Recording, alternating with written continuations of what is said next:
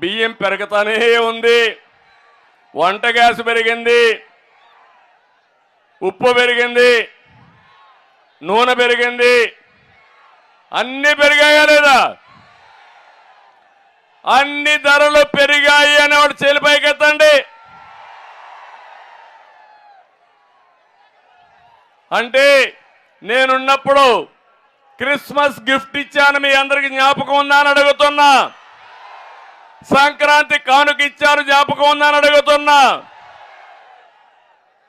దేనికోసం ఇచ్చానని మీరు ఆలోచిస్తే, డబ్బులుండే వాళ్లే కాదు, పేదవాడు కూడా పండగ జరుపుకోవాలి, ఆనందంగా జరుపుకోవాలి, పిండి వంటలు చేసుకోవాలి. కడాన నెయ్యి కూడా మీకు ఇచ్చి, పెద్దవాడు నెయ్యి తినడమే కాదు, పేదవాడు కూడా పప్పు నెయ్యితో పండగ చేసుకోవాలని సంకల్పం చేసిన పార్టీ తెలుగుదేశం పార్టీ. అన్నిది చేశారు. ఇంకో పక్కన మీరు ఒకసారి చూస్తే, ఒకటి రెండు కాదు, ఈరోజు ఒక్కసారి చూడండి. ఆ రోజు నేను మీ ఫేర్ ప్రైస్ షాపుల్లో 8 రకాల వస్తువుల్ని చౌక ధరకి ఇచ్చాం.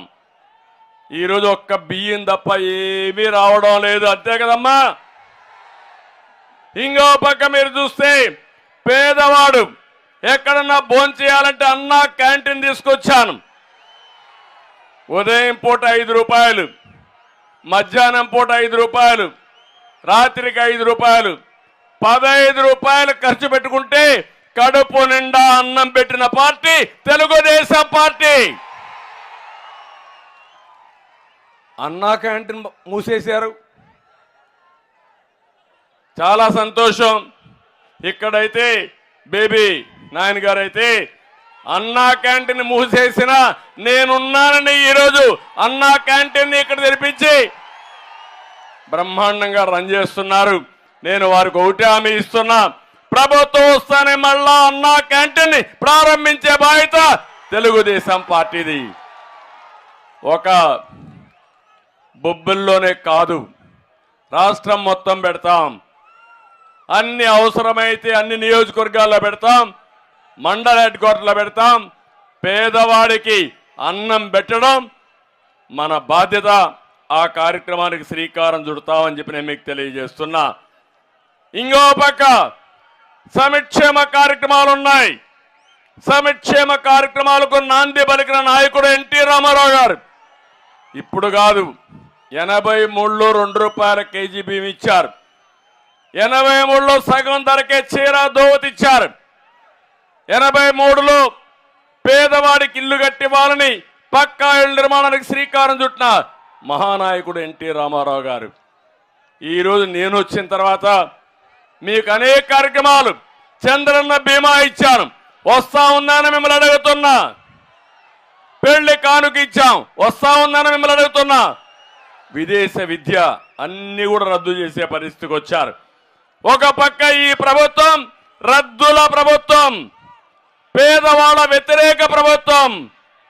ఒక మాటలో చెప్పాలంటే ఈ ముఖ్యమంత్రి పేదవాళ్ళ నడ్డి విరగ్గొట్టే పరిస్థితికి వచ్చాడు. అందుకే నేను ఒకటే అడుగుతున్నా మిమ్మల్ని అందరినీ, ఇంకో పక్క బాధుడే బాధుడు, అవునా కాదా? ఆర్టీసీ రేట్లు పెంచారా లేదా? పెంచుతూనే ఉన్నారా లేదా? ఇంకో పక్క పెట్రోల్ డీజిల్ ధరలు పెంచారా లేదా అని మిమ్మల్ని అడుగుతున్నా. విపరీతంగా పెరిగిపోయినాయి. ఇంకో పక్క మీరు చూస్తే కరెంటు ఛార్జీలు. ఏం తమ్ముళ్ళు, కరెంటు ఛార్జీలు నేను ఉన్నప్పుడు పెరిగాయా? కరెంటు వచ్చేదా లేదా? నాణ్యమైన కరెంటు ఇచ్చామా లేదా? ధరలు పెంచకుండా సమర్థవంతంగా రన్ చేశామా లేదా? ఈరోజు కరెంటు రాదు, కానీ రేట్లు మాత్రం పెరుగుతూనే ఉన్నాయి. ఆ పేర్లు నాకే అర్థం కాల. సర్ఛార్జ్ అంట, ఫ్యూయల్ ఛార్జ్ అంట, లేకపోతే ఎక్కడో కొన్నారని దాని మీద రేట్ అంట. 9 సార్లు కరెంటు ఛార్జీలు పెంచిన చెత్త ప్రభుత్వం ఈ ప్రభుత్వం, అవునా కాదా అని మిమ్మల్ని అడుగుతున్నా. ఈ రోజు ఎంత ఉంది కరెంటు? ఒకప్పుడు 200 రూపాయలు కట్టే వాళ్ళకి ఎంత ఉంది? ఇప్పుడు ఎంత ఉంది? గుర్తుందా లేదా మీకు? నేను ఆ రోజు ఎస్సీల కోసం ఎస్టీల కోసం 200 యూనిట్లు కరెంటు ఉచితంగా ఇచ్చిన పార్టీ తెలుగుదేశం పార్టీ. ఇప్పుడు ఇస్తున్నారా? అది కూడా ఇవ్వడం లేదు. నేను అందుకే మీ అందరికీ హామీ ఇస్తున్నా, మళ్ళీ తెలుగుదేశం ప్రభుత్వం వస్తుంది, కరెంటు ఛార్జీలు పెరగవు, అవసరమైతే తగ్గించే బాధ్యత తీసుకుంటామని మీ అందరికీ హామీ ఇస్తున్నా.